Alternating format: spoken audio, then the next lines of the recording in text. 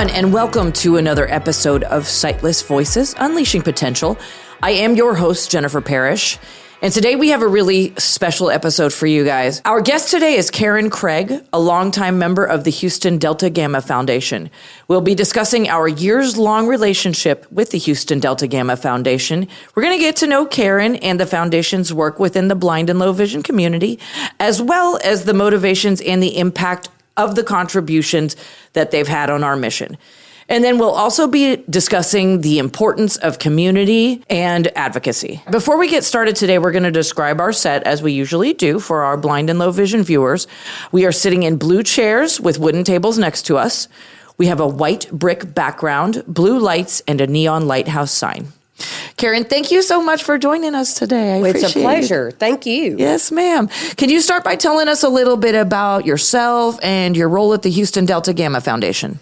Well, I was a Delta Gamma at the University of Mississippi, and our service projects were always with visually impaired and low vision people. Mm-hmm. And I came to Houston 45 years ago and networked with my other friends that were Delta Gammas from all over the country, and they had just recently started the Houston Delta Gamma Foundation, which was specifically designed for us to give money in our local community.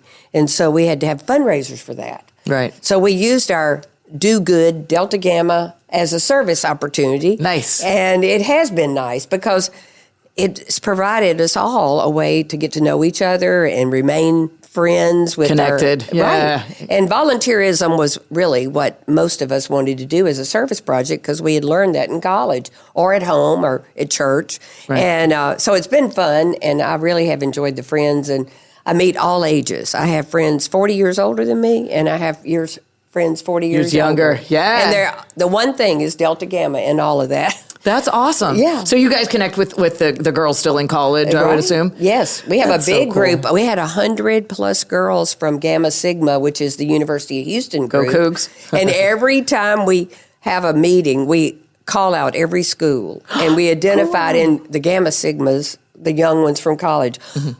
We're all into the Coug stuff last weekend, so we had a big turnout from them. Oh, I bet you did. That's awesome. Yeah. Wow. Okay, can you tell us a little bit about your background and your journey with the Houston Delta Gamma Foundation? Well, I started out as just going to help, and then we started doing low vision screening, and so I learned by going to high schools and elementary schools, particularly, doing low vision screening. And through them, we connected to Dr. Ruiz at Herman Eye Center. Mm-hmm. And he connected us to the Lighthouse of Houston. So at one point, we did a major fundraiser for the Lighthouse. Mm-hmm. And so it was a 5-year commitment. And we had hundreds of Delta Gamma women and their husbands and boyfriends all involved in helping raise money. And it was a good focus, and it brought our community from Northwest Houston, Northeast, Southeast, all of us together. Right. And we weren't always coming to daytime meetings, so we had weekends of volunteerism. Right. That's awesome. So we got rubber ducks, if you ever remember hearing about our rubber duck race. Yes. And I went to those when I was a little kid, and the choir sang it, the most recent ones. Oh, wonderful. Yay. Well, the Lighthouse Choir is something else. I've heard you talk about it. Thank you. Oh, yes, ma'am. But we have, our focus has been to learn from all of our friends from the Lighthouse and student trips that we took students on individually, because if you don't know somebody, you don't know how you can help them. Exactly. And that was part of our goal, was to understand and help. I mean, we did buy computers for individuals before computers were so plentiful. Yeah, we had a low and they were expensive too. Oh, yeah, we had a low vision fund, and we would go, we just spent $10,000 on computers. Yeah. And it wasn't for very many people. Oh, no, yeah. Now we try to fill the gaps, is Sure. what the Houston Delta Gamma Foundation does. And we don't have those big fundraisers like we once did, but we just celebrated our 50th anniversary, which was 2 years ago. Ooh, congratulations. And those dedicated women that started the foundation really did teach us a lot, because they they knew how to do it in their backyard. They could make money in their backyard. Now you have to have a big deal. Yeah. So true grassroots stuff, right? Right, exactly. But I have enjoyed it because of the people I've met, and I like the service project part of it. Yeah, we love what you're doing, too. Can you tell us your mission and vision of the Delta Gamma Foundation? Well, the mission has evolved, and that's because of the Lighthouse of Houston. We committed ourselves to a 5-year project, and then we found another project for the Lighthouse, which was the Southwest Community Service Center, so to speak. Mm-hmm. And that mission taught us that there were other gaps in other organizations, and some of them are even located in this building, that we could aid and help as our money changed. Sure. And our goal and our future is really vision of what do we need to do. We have a group of women that want to volunteer. We have a group of women that want to raise money. We have a business side to the whole organization. But the young females that are moving to Houston for the first time and don't know anybody, this is a great way to connect. Yeah, excellent. And our headquarters are far off, and this is a network that you didn't have to go to the University of Houston. We have friends from Colorado, California, North Texas, Lubbock from Texas Tech. Mm-hmm. And it's just really a wonderful community because the do good comes out at all ages. Absolutely. And from everywhere. Yes, ma'am. That's awesome.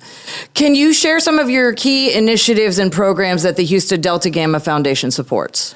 Well, as of this year, we've worked with the Beat Baseball. And that's awesome. I used to play ball, too. They're very, very good, too, those guys and girls. Yes. And Taping for the Blind, retina research, we usually give a little bit to them because they are doing a lot of pioneering work for retina research. Mm-hmm. We have the U of H Good Neighbor Eye Center or Eye Clinic, the U of H Center for Sight Enhancement. Mm-hmm. The Herman Eye Center has changed its name to Robert Sizik Eye Clinic.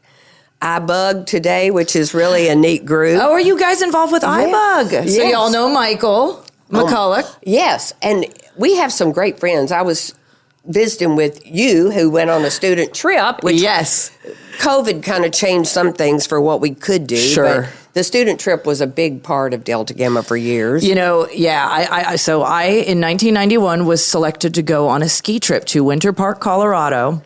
And I, unbeknownst to me, met one of my lifelong friends on that trip. And we connected, like, his name is Daryl, and we reconnected 30 years later or 20 years later or whatever it was. And it was like, oh my God, I know you. Oh yeah, you were on that trip, and so it was cool. And then I also got to ski with tandem with an instructor, and I had snow skied. I'm from Pennsylvania originally, as y'all probably already know, but I knew how to ski, and so I got to advance my skills and ski in these beautiful, beautiful mountains. And I, can see a little bit, so I can just see you could reach up and touch the clouds. They were so pretty. So you guys afforded that opportunity for me, and I was so happy to go. So it was awesome. Well, I went on a student trip to Nashville. Oh, really? And the music was so invigorating.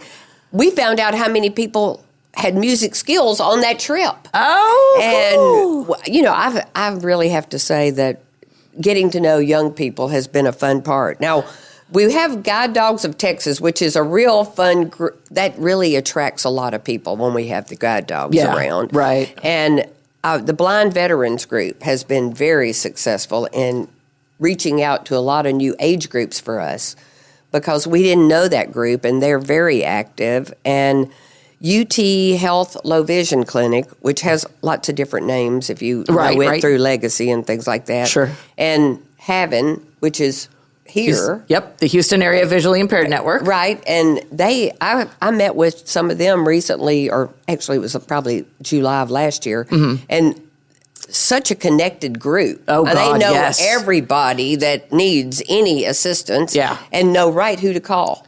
It's such a cool collaborative effort that they've put together with Haven. It's awesome.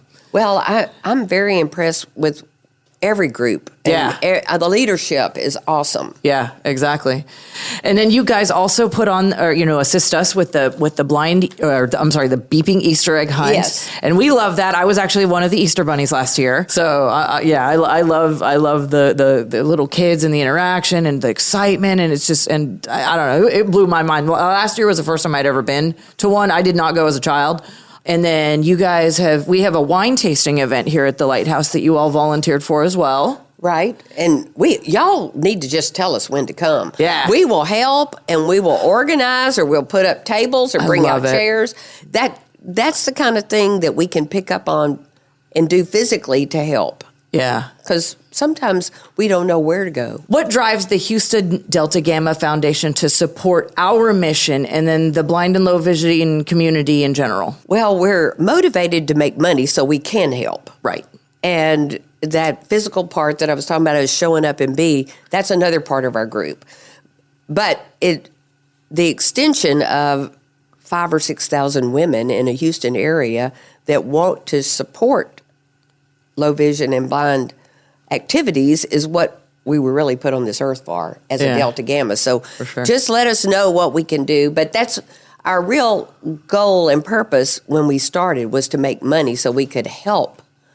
And then you start realizing this school needs this machine, or that place needs this help. And that's what we did. We used to not even build buildings. We just would support organizations that knew what they were doing, because we're volunteers. We don't always know. Well, you guys do an amazing job. Like we benefit so much from you all, and we really, really, really appreciate what you all do. Why is it important to you to support these causes? We're all blessed in so many different ways. I would have to say personally, it's because I want to be involved and I want to think I can make a difference in somebody's life.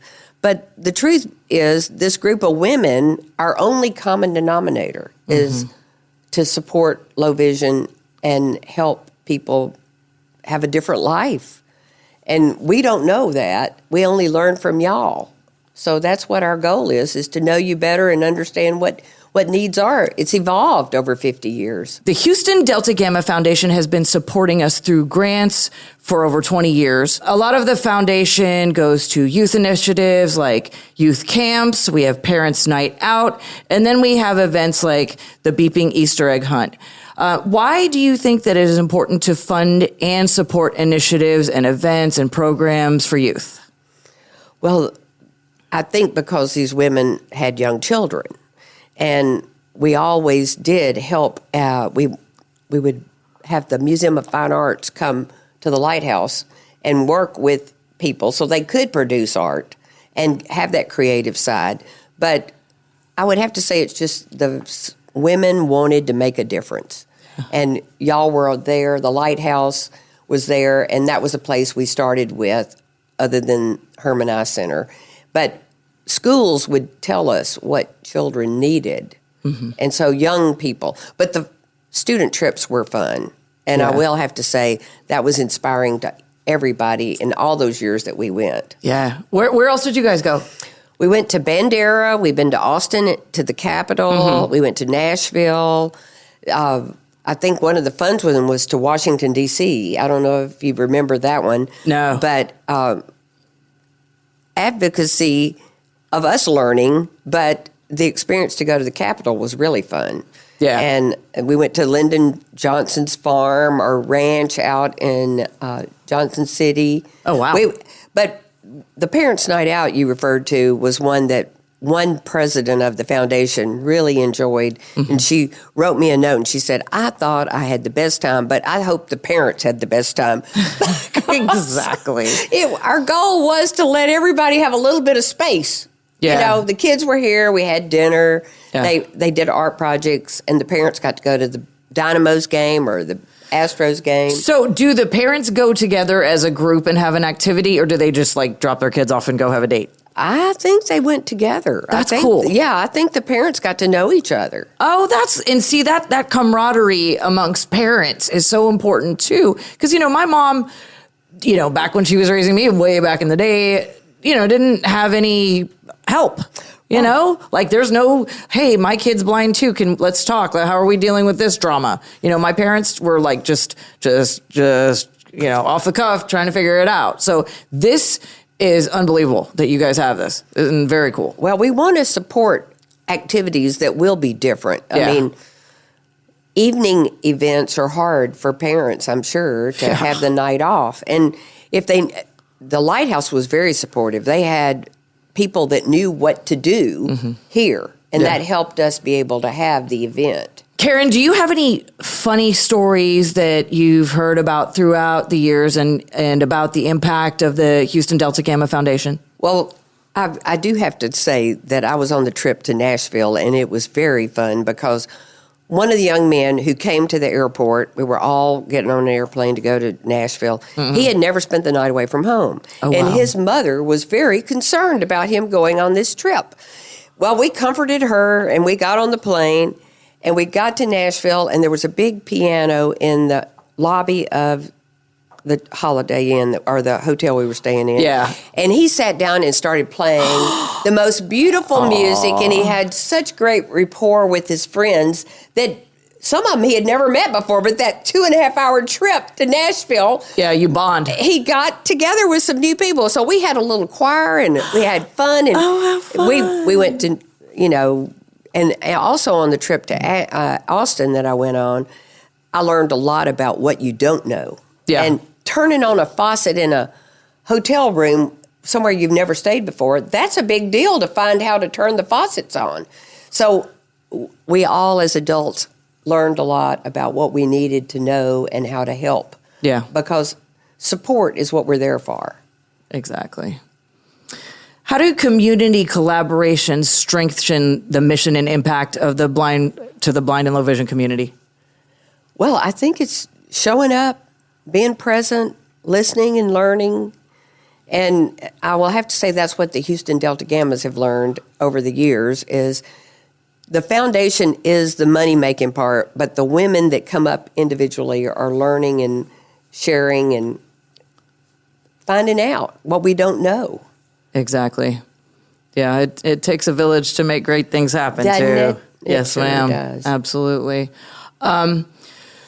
Why did you choose to join the Houston Delta Gamma Foundation? And why are advocacy and community involvement so important to you? The common goal. For me, I moved to Houston. I didn't have an office. I was working all over town. And I went to an event. I met some people. They were fun and kind. I had never met them in college. They were all from different places. And I learned a lot. It was friends, common goal. Let's do this on Saturday. We're having this on Thursday night. And that just gave us an extension to be a part and join. So when we said we'd take on the duck race, we didn't know if it was just washing ducks or if it was calling people to get volunteers or if it was to find out if the city of Houston would let us put them in Buffalo Bayou. We didn't even know how deep the water was in Buffalo Bayou.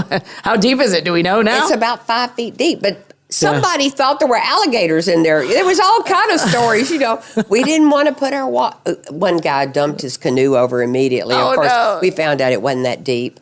But we've had duck races where it rained for 4 days beforehand, and the water was going fast. You know, we just had a lot of interesting things. But the fun was laughing and learning and having new friends and supporting each other. Exactly. Any other fun memories you could share? Well, I was tickled to hear that you and Thomas both had gone on the student trip. Yes. And Thomas, too, yes. Yeah, he went to Disney. You forgot to say Disney. I didn't say Disney No, World. yeah. I was kind of jealous. Well, you know, if you call Disney World or you call Austin or you call the Capitol and say, I'm bringing a group of young people who are visually impaired and blind, they will roll out the red carpet. Oh, yeah, they will. You get to go on the rides first. Yes. It's awesome. I went to Fiesta, Texas one time and got one of those like little go in the back passes. You know, you go to the back, the front of the line or go through the back entrance. Woo, It's boy. a great way to learn and see a new place. It's so fun. So you're right. The fun things have been the important things. And every Delta Gamma needs to have that experience so they can be more involved and want to commit to the Houston DG group. Do you have any tips or advice to our listeners as far as getting involved in in the lives of the blind or low vision community, whether that's supporting organizations like the Lighthouse of Houston, the Delta Gamma Foundation, or donating their time to help out. Any tips or advice in getting involved? Well, I love the idea of a Easter egg hunt where the Easter eggs beep. Yes. I like the idea of a baseball and playing a game and winning and hitting the baseball that beeps. Mm-hmm. The idea of getting involved and showing up and learn about these things is really what I would recommend. I mean, go outside your comfort zone, meet new people, and encourage people. It doesn't take much to smile,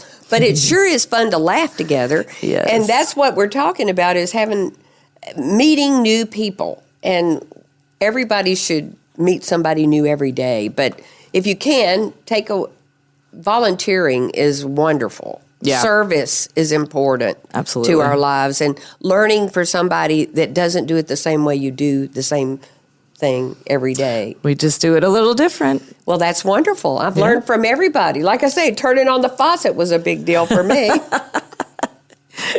And hosting a podcast. Yeah, well, I'm sure you went out your comfort zone. Yes.